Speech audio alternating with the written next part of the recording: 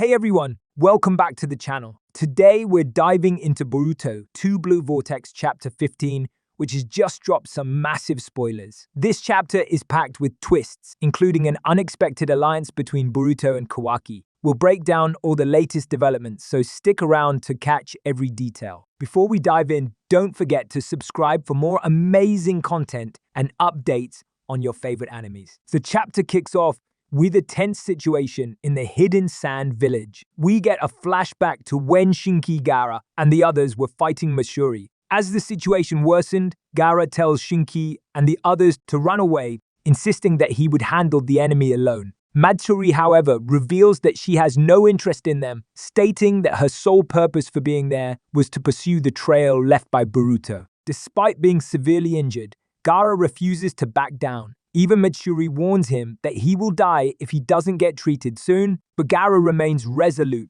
He responds, "I can't let kids who have a bright future die in a place like this, even at the cost of my own life." This selfless declaration truly showcases why Gaara is worthy of being a Kage. He prioritizes the future of the village above his own safety. Gaara then encases the young shinobi in a protective sand prison and sends them away, entrusting the future of the sand village to them. However, Shinki manages to break free using his iron sand jutsu, determined to protect Gaara. He declares that for the sake of the sand village's future, he can't let Gaara die here. But before he can act further, a claw grime bites him. Despite this, Shinki urges his comrades not to worry about him and tells them to report what happened to his uncle Kankuro. Even as he was turning into a tree, Shinki continued using his sealing jutsu on Gaara, ensuring he wouldn't die. Matsuri praises him for risking his life to save his father, acknowledging his courage and guts. Kankuro later confirms that thanks to Shinki's sealing jutsu, Gaara survived his severe wounds. However,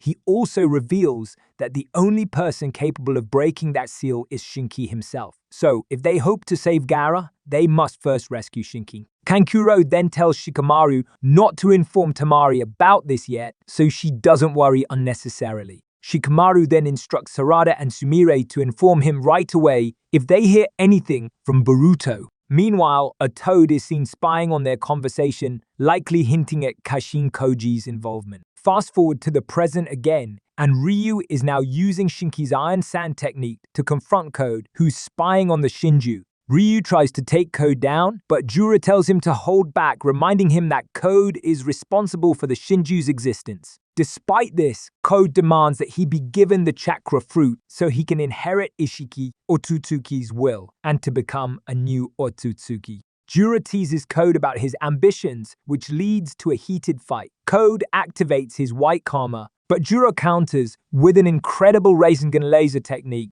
cutting off one of Code's arms. Jura then offers Code a deal: kill Boruto and his accomplice, likely Kashin Koji, and in return, the Shinju will leave the chakra fruit for Code to consume. Desperate and in pain, Code accepts the offer and retreats. After Code escapes, Jura asks Ryu who he plans to devour next. He wants to devour Gaara, who's still sealed. However, it turns out Ryu has the ability to release Gaara thanks to his mastery of iron sand release. This is a major cliffhanger, as Gaara's fate remains uncertain for now. Both Naruto and Gaara share a heart-wrenching past marked by profound suffering as Jinchuriki and the pain of growing up without their parents. Despite the darkness they faced, their journeys ultimately transformed them into the Kasakage and Hokage, solidifying an unbreakable bond between them. They now find themselves in a heart-wrenching parallel. Both have been sealed away by the very sons they took in and nurtured. The key difference, however, is that Shinki did it to protect Gaara, using his powers to save his father from certain death,